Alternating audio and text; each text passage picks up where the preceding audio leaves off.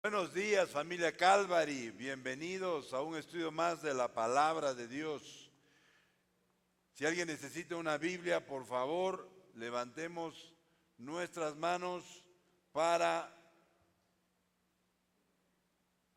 hacerles entrega de una Biblia. Ya saben que aquí en Calvary Chapel queremos que todos puedan comprobar que lo que decimos desde el púlpito es la verdad y nada más que la verdad. También, por favor, apaguemos nuestros celulares. Nadie nos va a llamar durante este tiempo, no se preocupen. Ya les dije que no los llamen, que no los molesten hasta que termine el servicio. Vamos a abrir nuestro libro, todavía estamos en el libro de Hechos, capítulo 1. Pero antes de orar, quiero llamar a nuestro hermano Orlando aquí al frente.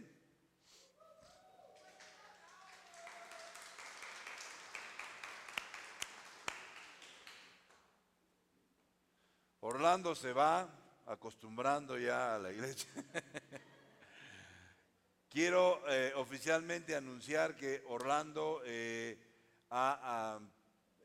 empieza desde ahora a ser parte del staff de Calvary Chapel Cajabamba y va a estar organizando y supervisando a los voluntarios y por ahí algunas cositas más, ¿no? Porque aquí nosotros somos todistas, hacemos de todo cuando hay necesidad. Así que quiero que le demos la bienvenida oficialmente a Orlando,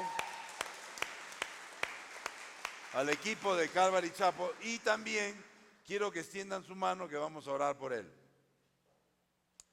Padre, te damos gracias por la vida de Orlando, Señor, por ese deseo que tú has puesto en su corazón de servir, Señor, y esa decisión que él ha hecho, Señor, de poder estar y ser parte del staff, Señor. Oramos para que durante este tiempo seas tú hablándole, guiándole, dirigiéndole, Señor. Pedimos la unción de tu Espíritu Santo sobre él, Señor, para que pueda hacer todas las cosas que va a estar haciendo y las haga con excelencia para ti, Señor. Te damos gracias porque tú lo has escogido, Señor, y tú tienes un plan y un propósito muy grande con él, Señor. Te pedimos que lo bendigas, te pedimos que le des la provisión de cada día, Señor, y que lo guardes, lo cuides, Señor, durante el tiempo que él va a estar sirviendo con nosotros, Señor. Te damos gracias por ello en el nombre de Cristo Jesús. Amén.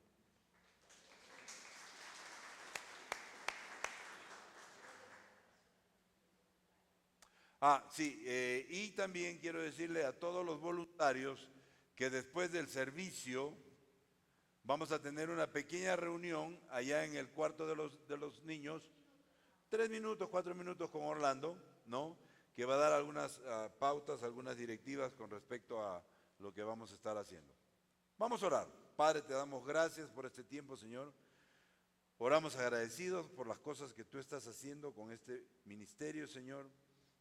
Y para este ministerio también, Señor. Pedimos la unción de tu Espíritu Santo durante este tiempo, Señor.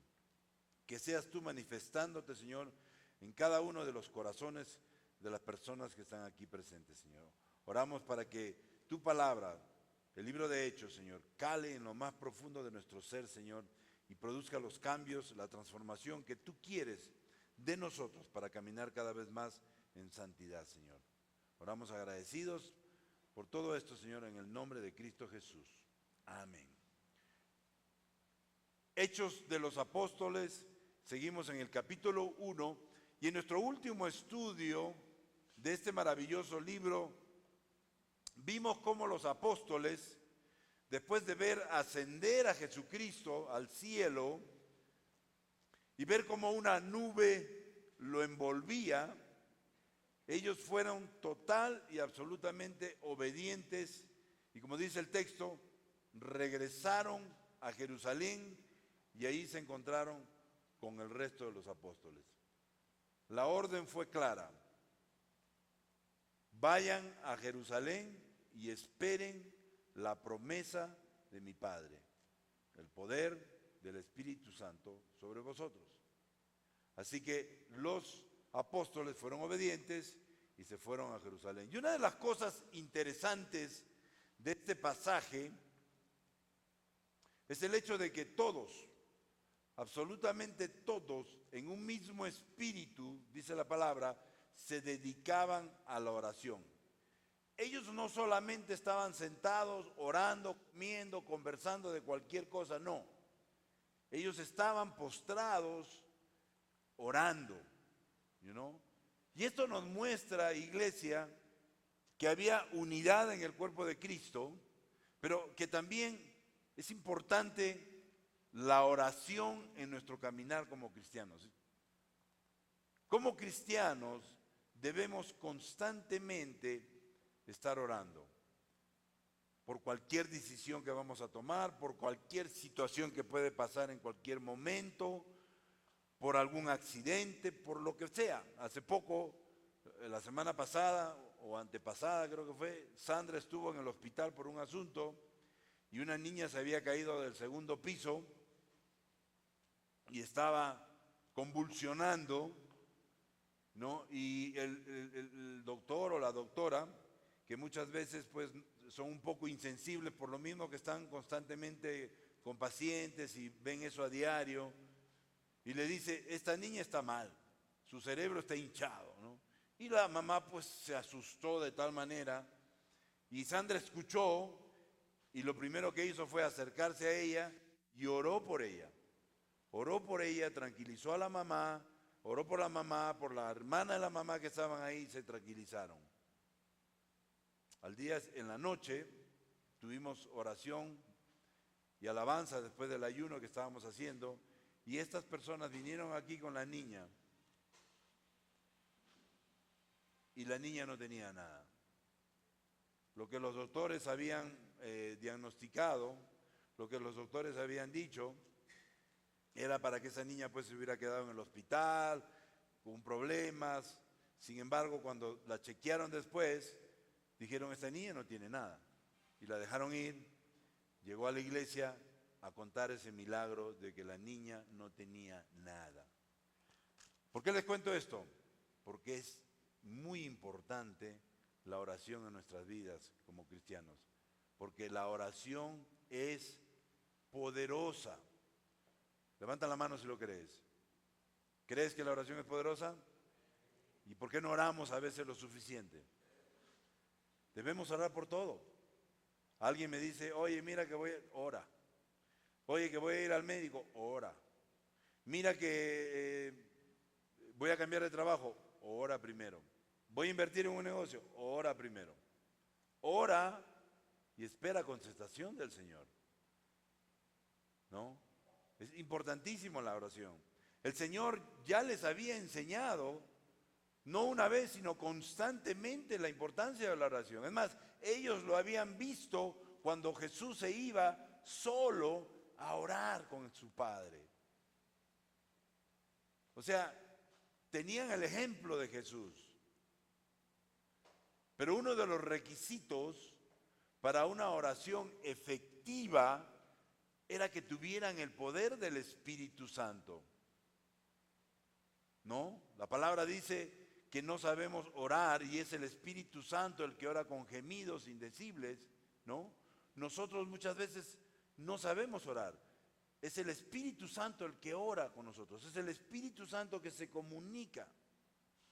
Y por eso es un requisito importantísimo que tuvieran el poder del Espíritu Santo. Y por eso los seguidores de Jesucristo debían orar con perseverancia para que se cumpliera esta promesa. Y el punto básico era y sigue siendo que se haga la voluntad del Señor. ¿Por qué?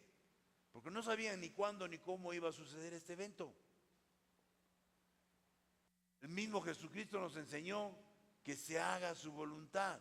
Y muchas veces escuchamos a personas que dicen en el nombre de Jesús, que te y que yo te ordeno y que te mando y yo me pregunto, ¿quiénes somos nosotros para ordenarle a Dios que haga lo que nosotros queremos?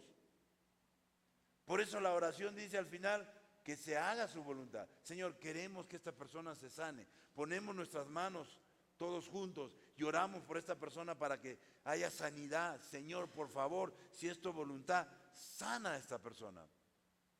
Pero si no es tu voluntad, te la vas a llevar. Y quizás tú estás diciendo, qué malo.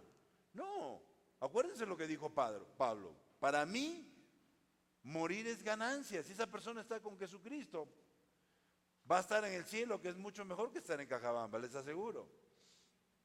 Así que para los que nos quedamos es triste, pero esa es la realidad, ¿no? Tenemos que orar para que se haga la voluntad del Señor, no la nuestra. Ahora, esto también, dice el texto, involucraba a las mujeres que estaban ahí y a los hermanos de Jesús. Iglesia, todos los cristianos, sin importar raza, sexo, idioma, estatus social o económico, todos debemos estar involucrados en la oración. ¿Por qué? Porque la oración es poderosa y necesaria para nuestro caminar.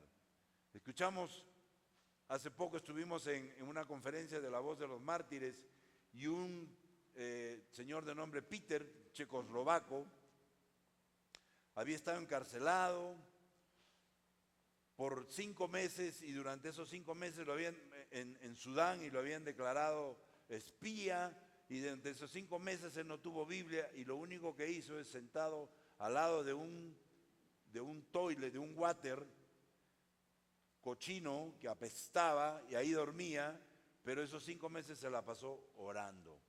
Y dice él que desde las 9 de la noche en adelante él podía dormir tranquilo porque los presos que estaban con ellos, que a propósito eran los de ISIS, que fueron de Osama Bin Laden, no lo dejaban tranquilo. Y él pudo orar tranquilo, dormir tranquilo. Cuando él salió, se enteró de que a esa misma hora todas las iglesias estaban orando por él. Y por eso él durante ese tiempo podía dormir tranquilo. Qué poderosa que es la oración, ¿no? Y por eso él dice que ahora una de las cosas que él más hace es orar. Porque entendió que estando en la cárcel la oración es poderosa. Y no solamente cuando alguien te dice, oye, mira que estoy pasando por esta situación, ora por mí, y tú le dices, ya, sí voy a orar. Y te vas y probablemente nunca oras con él. Y nuestro ejercicio debe ser, oye, mira, estoy pasando por esta situación, ¿puedes orar por mí? Nuestro ejercicio debe ser, sí, espérate ahí, vamos a orar en ese momento si estás en el teléfono. Y oras en ese momento por esa persona. No le dices, ya voy a orar por ti mañana, no. En ese momento paras tus actividades y te pones a orar con él. No esperes hasta mañana, ora en ese momento, ¿no? Entonces la oración es poderosa y necesaria para nuestro caminar. Pero luego vimos cómo Pedro, el apóstol Pedro, tomó el liderazgo al ponerse de pie en medio de los creyentes. Y dice el texto, y Pedro decidió asumir esta responsabilidad por 2 razones. Primero, porque era su don. Tenía ese don de liderazgo.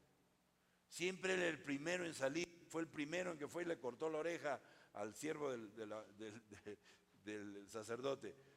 Segundo, porque Jesucristo lo había notado.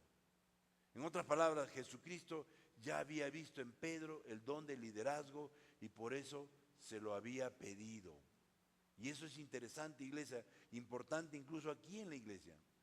Aquí no creemos en títulos, pero sí creemos en nombrar a una persona como parte del liderazgo del staff de la iglesia, porque vemos a la persona sirviendo antes que nada. No es que primero lo nombramos y después lo mandamos, no, primero vemos que la persona voluntariamente está sirviendo, está ayudando. Y entonces, después de orar, consideramos que puede ser parte del staff. Jesús se lo había pedido a Pedro. Y no se lo había pedido una vez, se lo había pedido 3 veces antes de ascender. Si recordamos en el Evangelio de Juan, en el capítulo 21, los versículos del 15 al 17, dice, cuando hubieron comido, Jesús dijo a Simón Pedro, Simón, hijo de Jonás, ¿me amas más que estos? Le respondió, sí, Señor, tú sabes que te amo. Él le dice, apacienta mis corderos. Volvió a decirle la segunda vez: Simón, hijo de Jonás, ¿me amas? Pedro le respondió: sí, Señor, tú sabes que te amo. Le dijo: pastorea mis ovejas.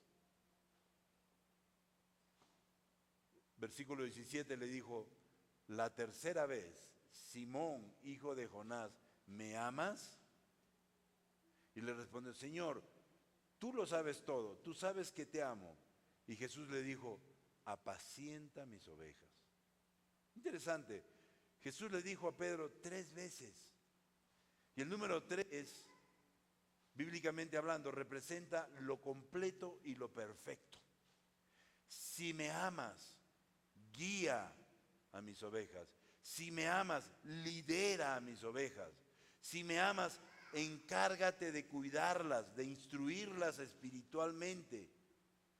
Y eso es precisamente lo que estaba haciendo Pedro.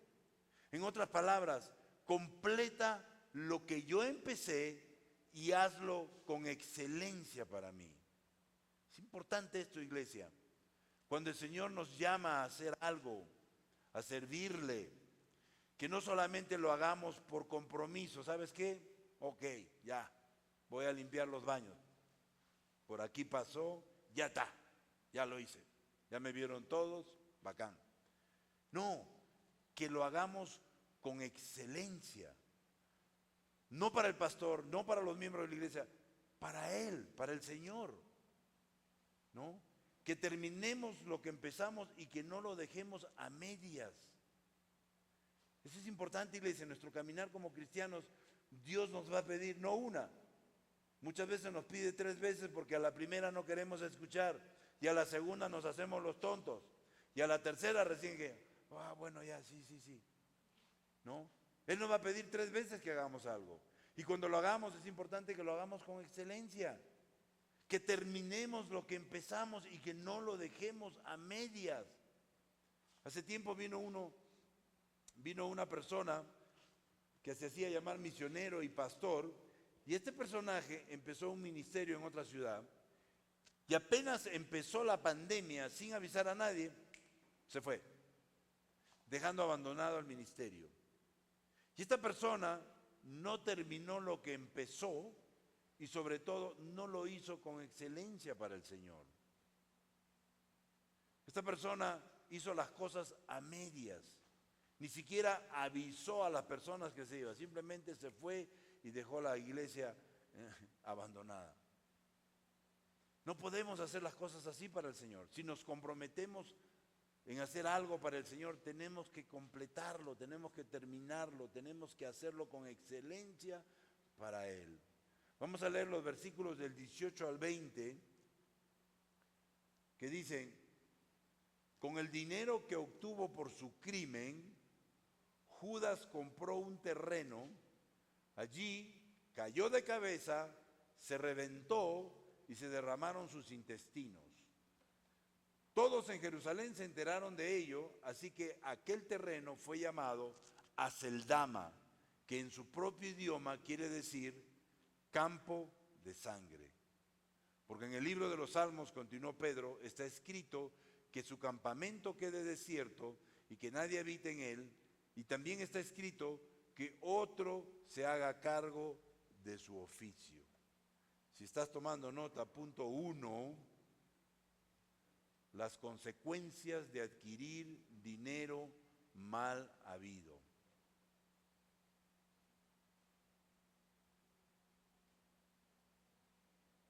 Dice el versículo 18, con el dinero que obtuvo por su crimen.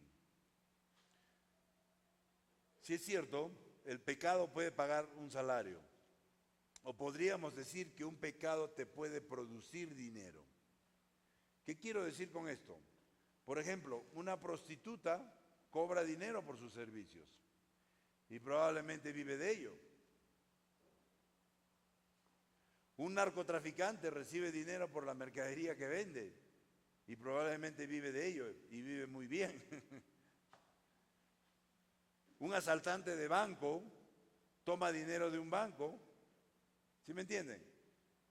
Son actividades que producen dinero, pero cada una de estas actividades son pecado y no le agradan a Dios. Tú no puedes orar y decir, Señor, protégeme que no me agarre la policía que voy a asaltar un banco. ¿No? Dios no te va a proteger porque lo que quieres hacer es pecado, por más necesidad que tengas. Pues Señor, me muero de hambre, mis niños están que se mueren de hambre, protégeme que voy a ir a asaltar un banco.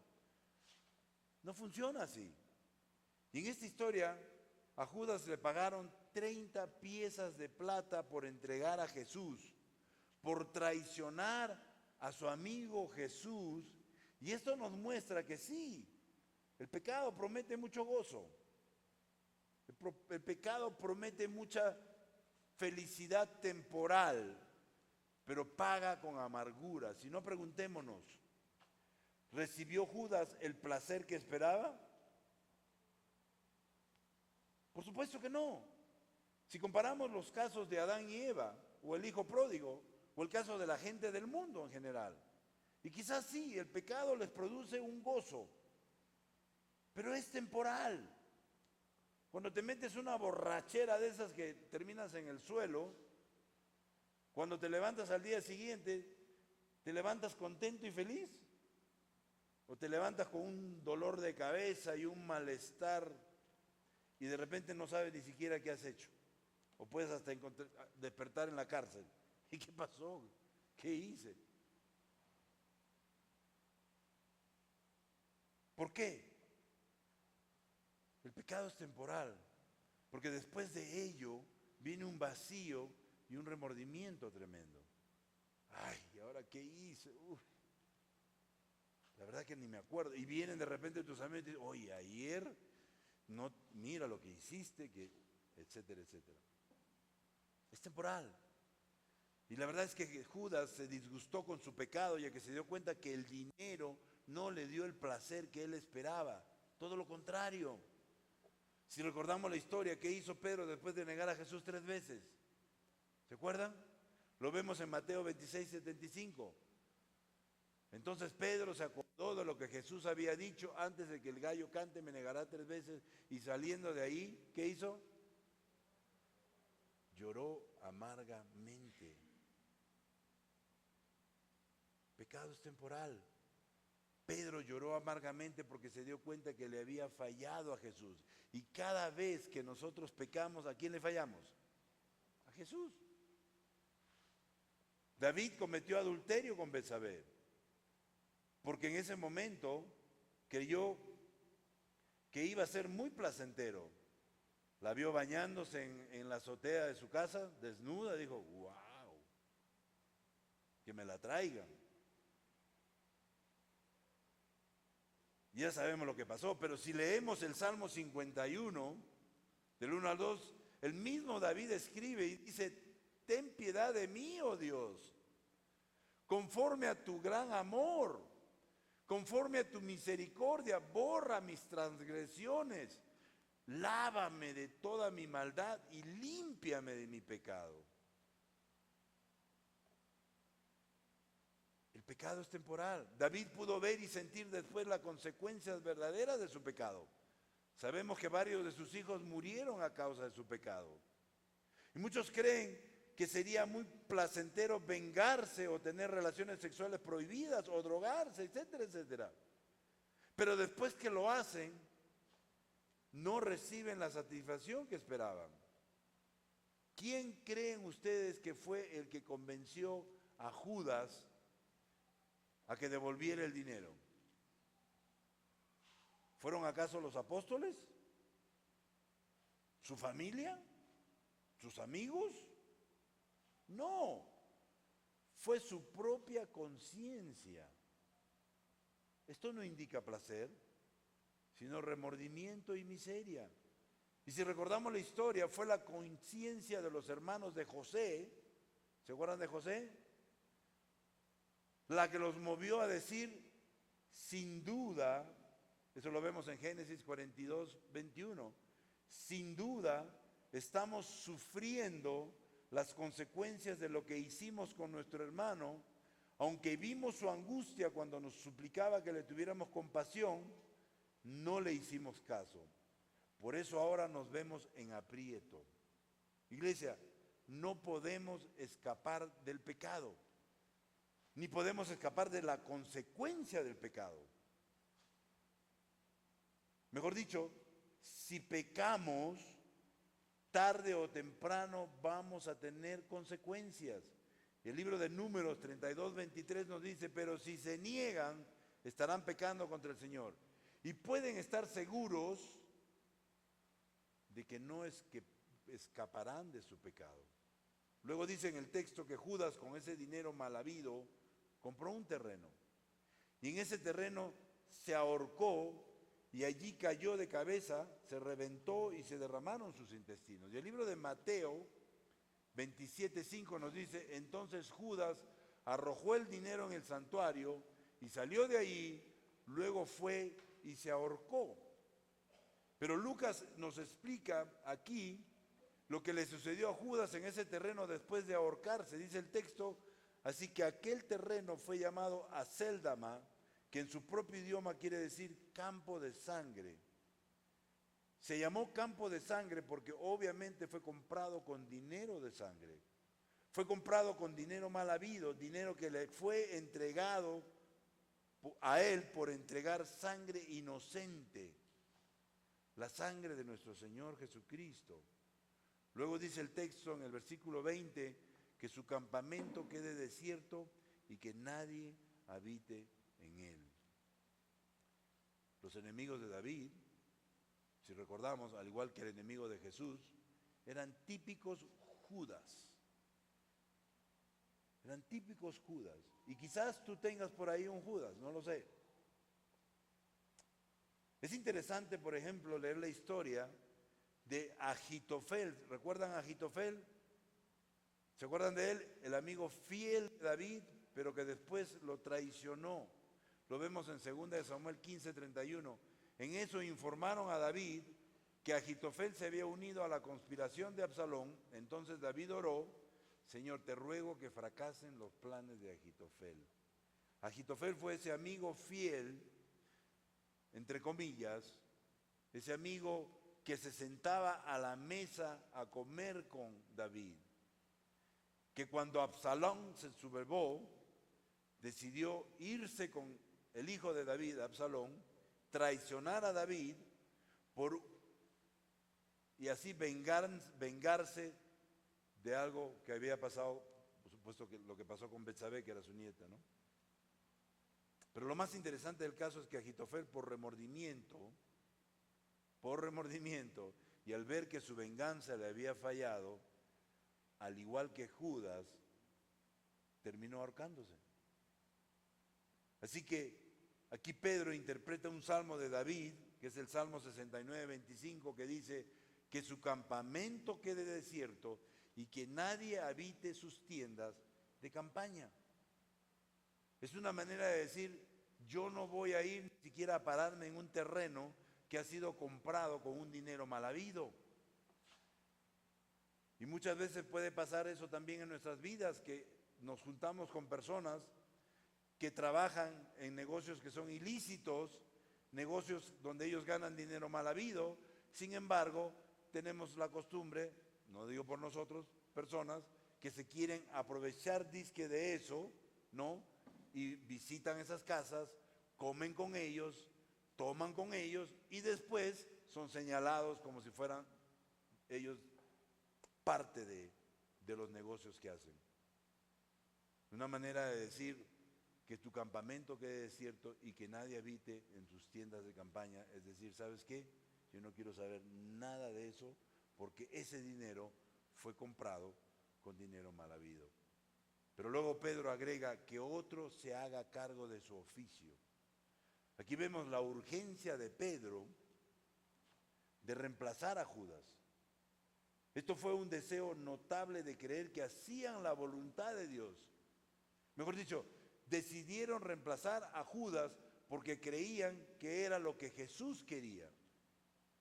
Éramos 11, nos falta uno, Judas ya no está, necesitamos el 12º apóstol. Y muchas veces eso nos pasa, iglesia. Creemos que eso es lo que quiere Dios sin haberle consultado y sin haber escuchado instrucciones de parte del Espíritu Santo.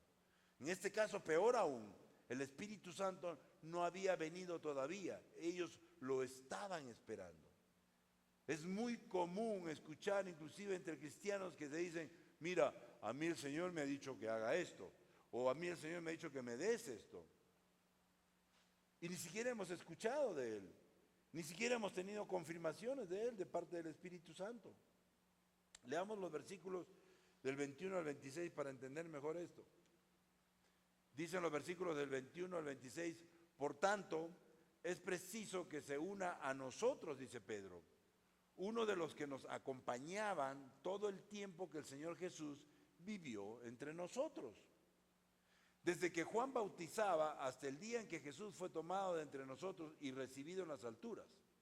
Es necesario que uno de ellos sea junto a nosotros testigo de la resurrección.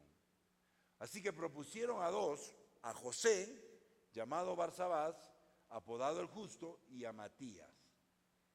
Y oraron así: Señor, tú que conoces el corazón de todos, muéstranos a cuál de estos dos has elegido para que se haga cargo del servicio apostólico que Judas dejó para irse al lugar que le correspondía. A propósito, Judas era tesorero.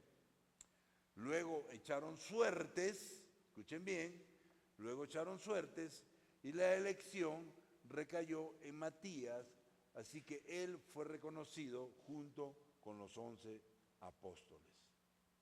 Punto 2, si estás tomando nota, las consecuencias de no esperar por el Espíritu Santo. Esto se puede traducir en las consecuencias cuando actuamos en la carne. Según Pedro, era preciso, era necesario, era imperativo que eligieran a un nuevo apóstol que reemplazara a Judas. Y sí, puede ser verdad que se necesitaba un 12º apóstol. Puede ser verdad. Quizás estaba en lo correcto.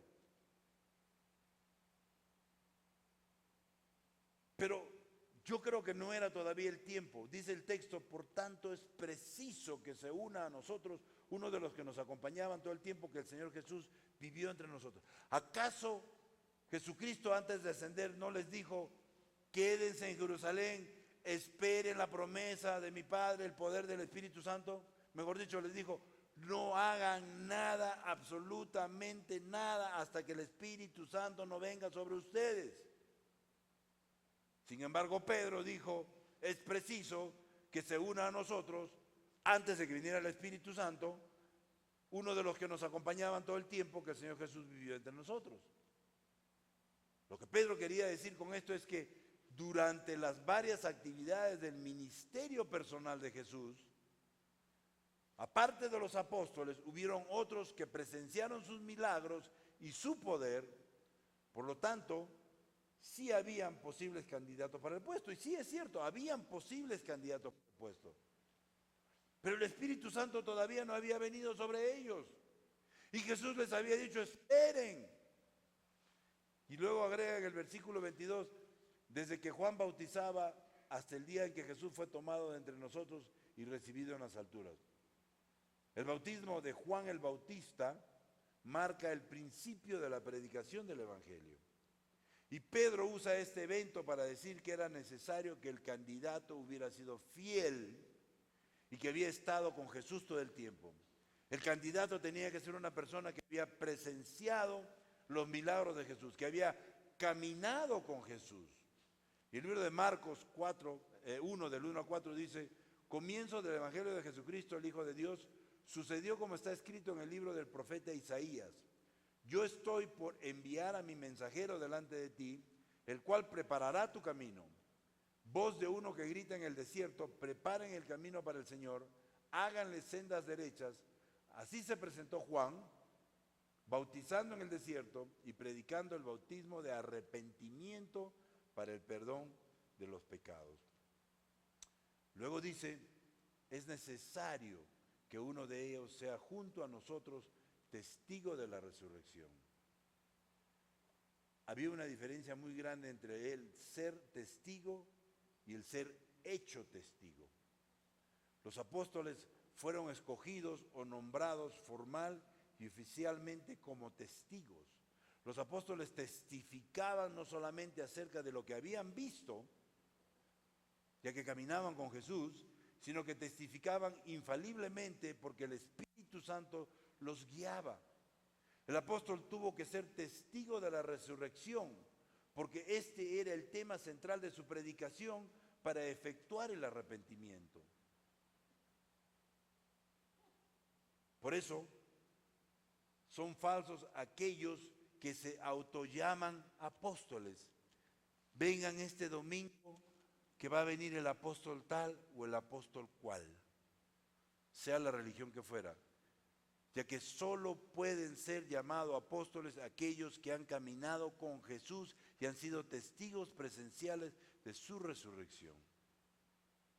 El libro de Apocalipsis 2:2 nos dice precisamente: conozco tus obras, tu duro trabajo y tu perseverancia. Sé que no puedes soportar a los malvados y que has puesto a prueba a los que dicen ser apóstoles, pero no lo son. Han descubierto que son falsos. Desde luego que ahora no hay testigos presenciales de la resurrección de Jesús, así que no pueden haber apóstoles. Dice el versículo 23, así que propusieron a dos, a José, llamado Barsabás, apodado el Justo, y a Matías. ¿Por qué no señalaron a otros? Probablemente estos dos eran los únicos calificados. O sea, habían caminado con Jesús y habían sido testigos presenciales de su resurrección, pero también, iglesia, al seleccionar hermanos para ser ancianos o diáconos en estos tiempos, es importante sobre todo que primero estudiemos las cartas pastorales que están en Primera de Timoteo 3 y Tito 1. No las vamos a leer por cuestión de tiempo porque es largo, pero se los dejo de tarea, a ver, para que lo lean ustedes y entiendan un poco más cuándo y cómo se eligen diáconos o líderes en la iglesia. Ya que no conviene sugerir los nombres de hermanos que no están calificados, o hermanos que creen estar calificados, ¿no? Porque de repente tú crees estar calificado, pero el que te califica son los de afuera, son los que ven. Recordemos que Dios no escoge personas calificadas, sino que Dios califica a las personas que escoge. José y Matías no fueron mencionados en ninguno de los 4 relatos de la vida de Jesús. Pero aquí aprendemos que ambos caminaban con Jesús y sus apóstoles.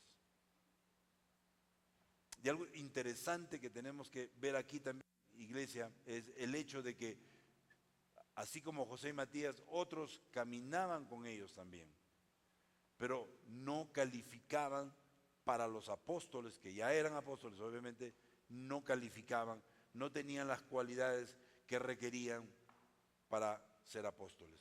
Ahora, yo no niego que podían haber tenido las cualidades, pero no era el tiempo de Dios.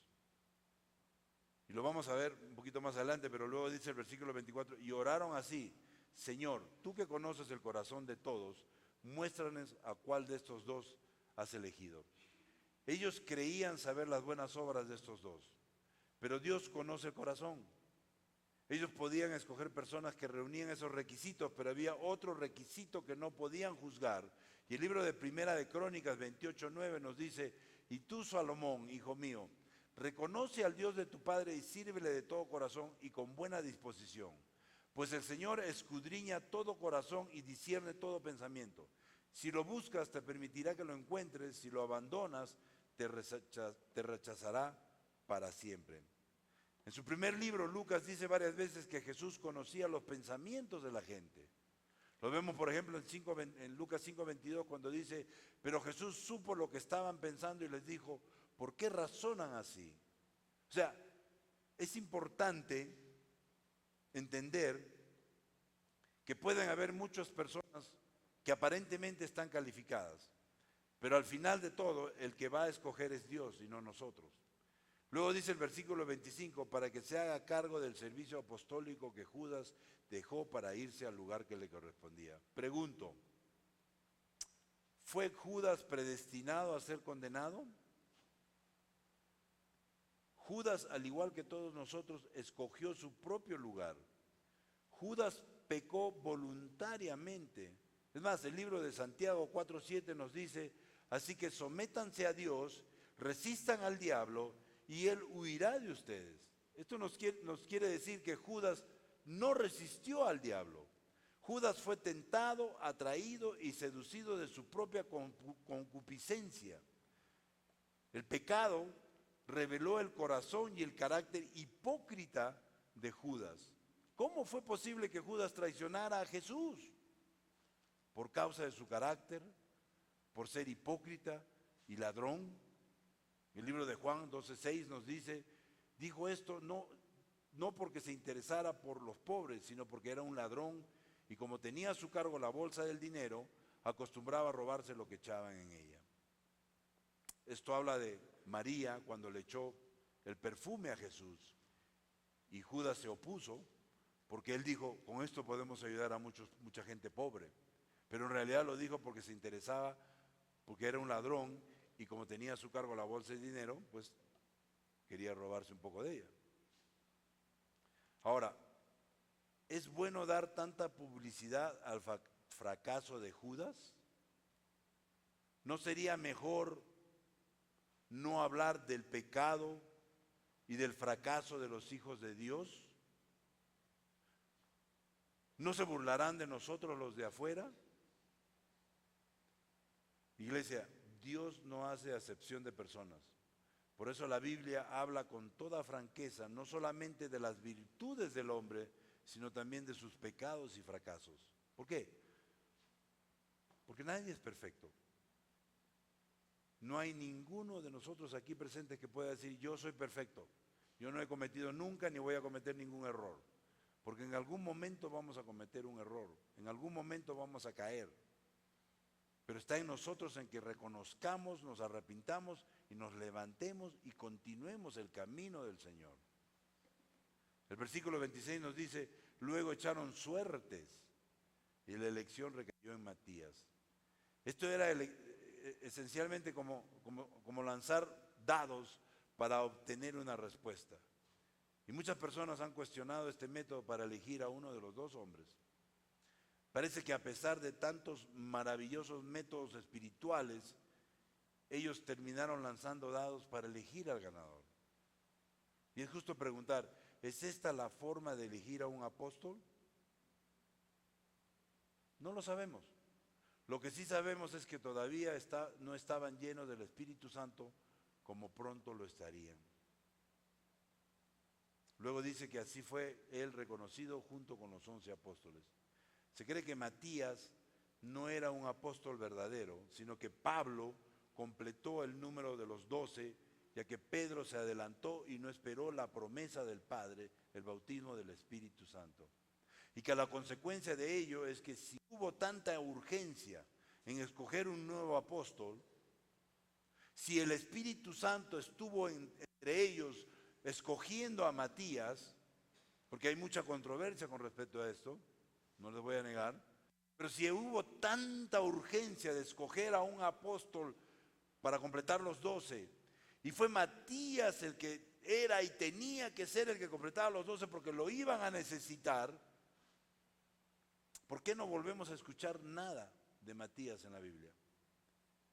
Después de este evento nunca más se vuelve a escuchar de Matías. ¿Saben por qué? Porque decidieron hacerlo sin tener el poder del Espíritu Santo.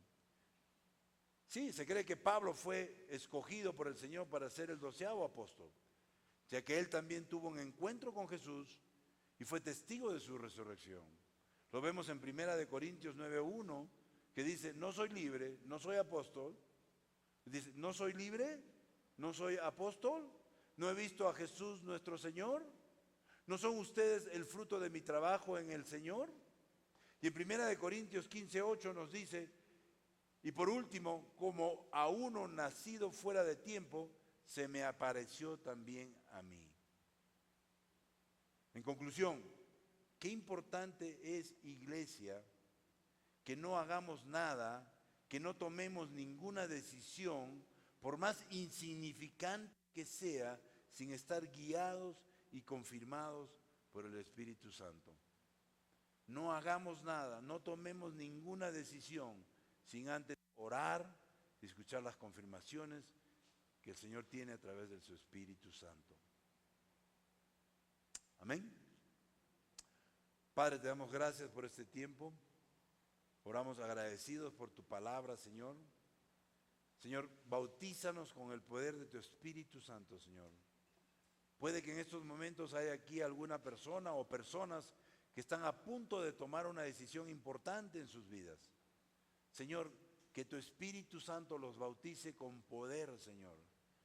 Que tu Espíritu Santo a través de tu palabra les confirme, no una vez, no 2 veces, sino 3 veces, Señor, de lo que ellos tienen que hacer realmente guiados por ti, Señor.